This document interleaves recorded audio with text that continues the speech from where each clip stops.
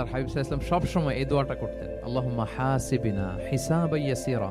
হে আল্লাহ, আপনি আমার হিসাবটাকে সহজ করেন। হে আল্লাহ, আপনি আমার হিসাবটাকে সহজ করেন। এই দোয়াটা আপনারাও পড়বেন, আল্লাহুম্মা হাসিবিনা হিসাবান ইয়াসীরা।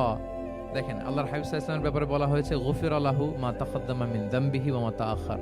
আল্লাহর হাবিব সাল্লাল্লাহু আলাইহি ওয়াসাল্লামের আগের পরের সব গুনাহ মাফ। আদতে তো গুনাহই নাই, নিষ্পাপ ছিলেন তিনি, মাসুম। নবীরা হচ্ছেন মাসুম। তারপরেও আল্লাহর হাবিব সাল্লাল্লাহু আলাইহি ওয়াসাল্লাম এই দোয়াটা করতেন, আল্লাহুম্মা হাসিবিনা হিসাবান ইয়াসীরা। এরপরও তিনি এই দোয়াটা সবসময় করতেন। তাহাজ্জুদের সালাতে দাঁড়িয়ে থাকতে থাকতে ওনার পা ফুলে যেত।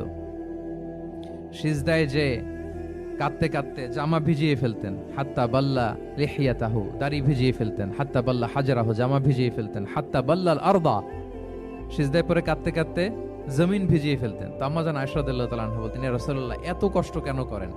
আপনার পা ফুলে যায়, কাঁদতে কাঁদতে আপনি হয়রান হয়ে যান। আল্লাহ তো বলেছেন যে আপনি